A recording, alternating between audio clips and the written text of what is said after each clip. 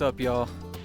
My name's Eric, and currently out here halfway up Mount Princeton in the Rocky Mountains just above Buena Vista, Colorado. Beautiful sunrise coming over in the distance there, and today we're just going to talk a little bit about the 10 essentials of hiking, basically how to stay safe when you're out in the wilderness like this, getting away and enjoying yourself. Let's do it. Okay, so I have unloaded my backpack onto the table, so we can kind of see everything that I was carrying when I was on my hike, and we'll talk about how each piece applies to the 10 essentials. Quick backstory here. So what the 10 essentials are, it's a list initially assembled in the 1930s by a group called the Mountaineers, which is a Seattle-based organization for climbers, hikers, and other outdoor adventurers, really just to help people be prepared in emergency situations when they're out in the outdoors. Whether you're on a 2-3 mile hike in your local state park, or if you're trying to tackle something a little harder like one of America's tallest peaks. This is all still totally relevant and good stuff that you should have with you whenever you're out in the woods. So real quick, I will put up on the screen what the actual list is. It's really 10 groups of items, and then we'll go from there. Number 1 is going to be navigation. Number 2, source of light. Number 3, sun protection. Number 4, first aid kit. Number 5 is a multi-tool or pocket knife. Number 6 is some source of fire. Number 7 is emergency shelter. Number 8, extra food. Number 9, extra water. And number 10 is extra clothes. Alright, so let's start breaking down each of these groups of essentials and show you what I take into the backcountry with me and other options that you could put in your backpack and get out there. Alright, so the first thing on this list is navigation, which makes a lot of sense because if you get lost while you're out there, that's going to cause a whole lot of problems. So I've got my navigation items over here. I've got something that's a little extra, but you'll notice something that I do with all of these items is I keep all my things divvied up into large plastic bags, and that's just so everything will stay dry, everything will stay organized. I can reach in my pack, and I've just got really 2 or 3 large packs, and if I need something, I know which one to grab for. Just makes things quicker and easier. So here's my navigation essentials. You always should have some sort of map and compass with you whenever you're going out to the wilderness. If you get lost, search and rescue could be quite a long ways away. This will make your life a whole lot easier getting back. Don't necessarily have the time today to go over how to use a map and compass, but even if you've never been trained on it, having it with you is absolutely better than nothing.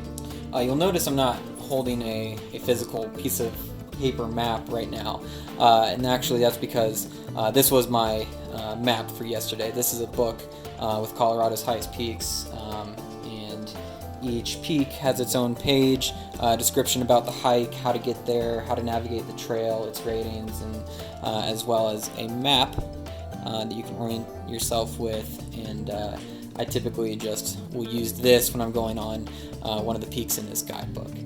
Whenever I'm not hiking something that's in this guidebook, I will just go online, print out a paper map of the trail, and I can use that to navigate. If you have some form of GPS on your phone, that's also great. Always have that with you as well if you can. Batteries on your phone will die, and especially if you're out in the cold or anything else, your phone will run out of battery even quicker. So having something as a backup, like that map and compass, will always serve you well. You'll notice this other device that I have with me. I do carry it for navigation as well, although it's not quite to navigate me is if I am injured somewhere on the trail. This is actually a personal locator beacon, so all I got to do is turn this on and it will activate search and rescue. It will send them my location and they will come out and rescue me. But this is absolutely a last-ditch scenario if I cannot get out of the wilderness because I'm injured and can't make it out, or if I am too lost and my navigation objects such as my map and compass or GPS for some reason can't get me out as well. Alright, so the next thing on the list is some form of a light source, which makes a lot of sense. Once it gets dark, it becomes very difficult to find your way when you're out in the wilderness. This can be as simple as a flashlight, which I do carry in my backpack.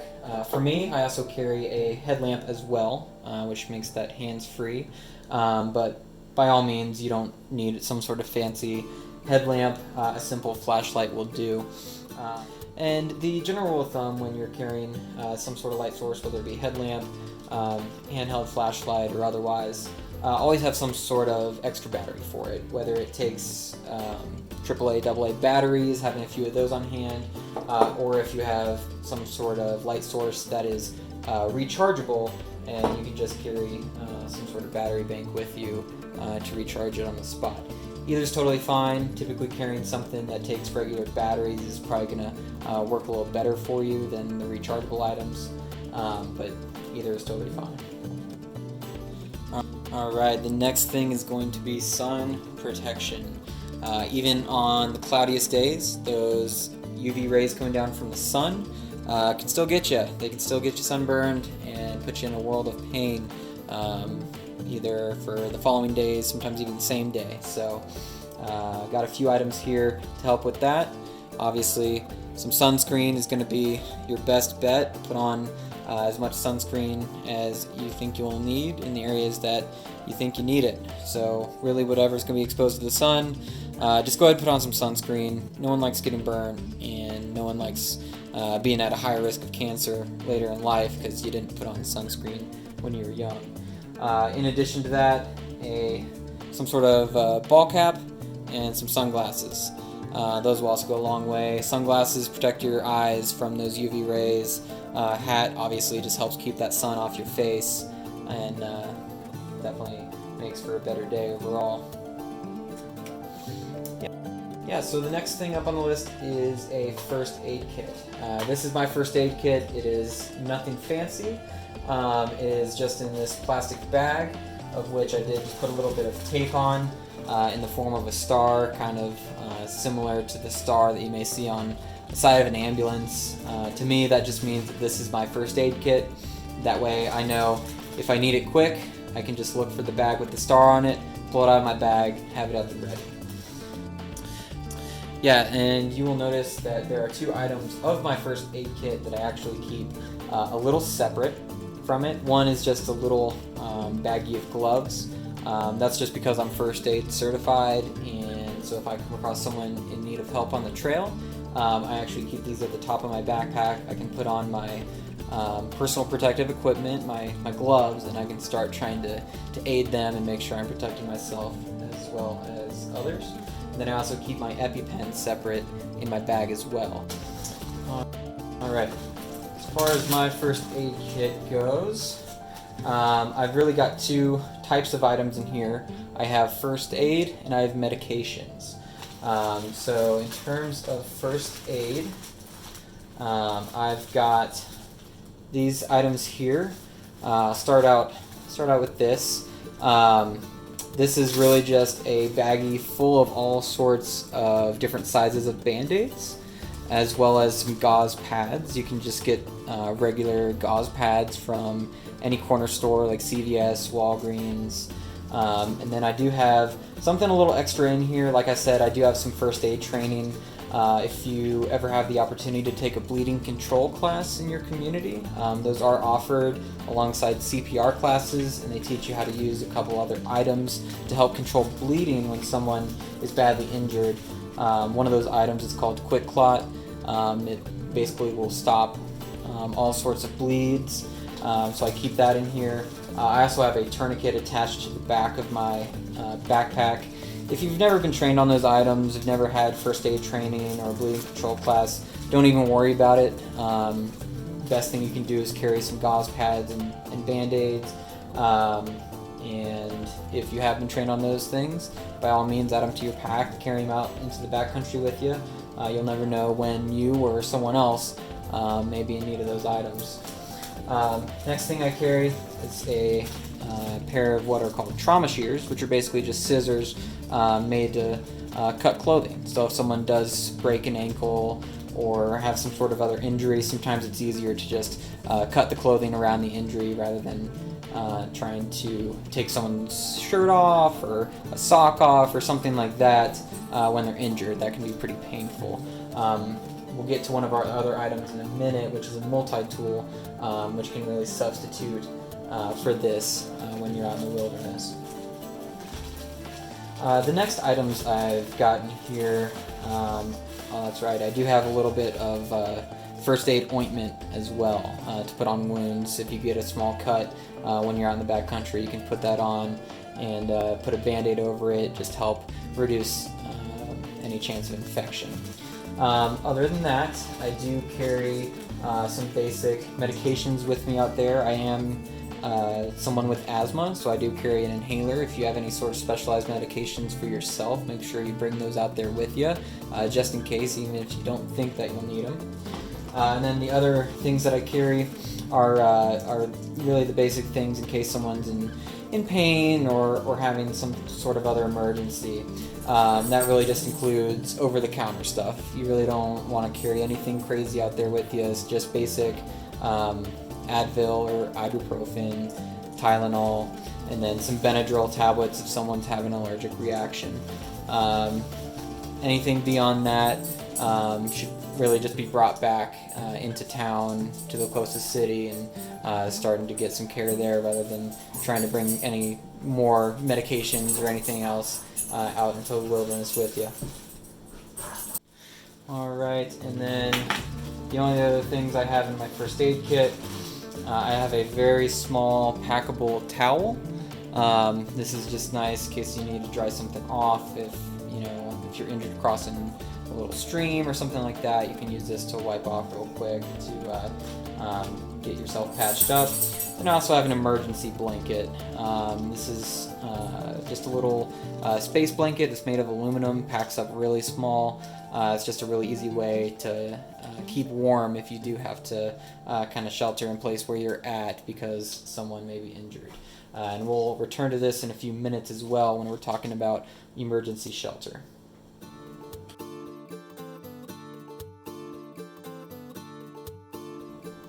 Alright, first aid kit is packed back up, and I just want to reiterate, the best thing that you can take out into the backcountry, into the wilderness with you, is actually the knowledge of how to use these items. So if you've never had any sort of first aid training, definitely find a first aid class, find a CPR class, and that will definitely get you a great head start on learning to use some of these things. And as always, if someone is injured or sick, if things start escalating, reach out to the professionals when you need it. Alright, so the next item up on the list is a knife or multi-tool. This is currently what I'm carrying in my bag.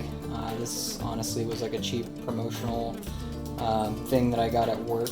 It's nothing fancy, but it's got some pliers, it's got an assortment of small saws, as well as a pocket knife and some like screwdrivers and things of that nature. So whether I need to cut a small piece of wood, if I need to grab onto something to fix a piece of my gear, maybe use a screwdriver to fix something that I'm carrying with me, whatever it may be, using the saw to maybe cut another piece of wood in case I need to make a fire. This is just super handy to have with you. Alright, so next up is fire. This is really just going to be some sort of source of ignition for a fire. Again, I don't really I don't think have the time or the authority to teach you quite how to build a fire at the moment. But this is super simple for me. I don't really carry anything that would be extra kindling or anything like that. I just bring a simple big lighter, which doesn't even have any gas in it, but it does produce a small spark when you flick this. That would be enough to catch a little bit of kindling and start a fire. This obviously would be really just for emergency purposes. If you find yourself out in the wilderness, you've been on a long day hike, maybe you've lost the trail, you can't find your way back, or for some reason you feel like you need to hunker down where you're at and you need a source of warmth, just bring in anything with you. Some people carry a little bit of flint that you can strike, creates a small spark. I carry just a small lighter that doesn't even have any fuel in it, because it basically has a small piece of flint in it that helps create that spark to start the lighter. And as with all of these items, just make sure you know how to use things properly and safely. So some of these things are really more targeted to some of our older 4-H'ers that are starting to venture out on their own. And these are kinds of things that such as like the Boy Scouts start teaching once you're kind of in like 6th, 7th grade, for folks that start getting out into the backcountry a little bit further. Alright, so the next item on the list, number 7, is emergency shelter. For me, right now, for the hikes I'm going on, like I said earlier, I'm carrying an emergency blanket.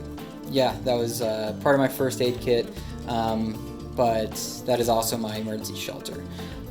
This can be something as complex as a tent or what's called a bivvy, which is almost like a emergency sleeping bag you can carry with you.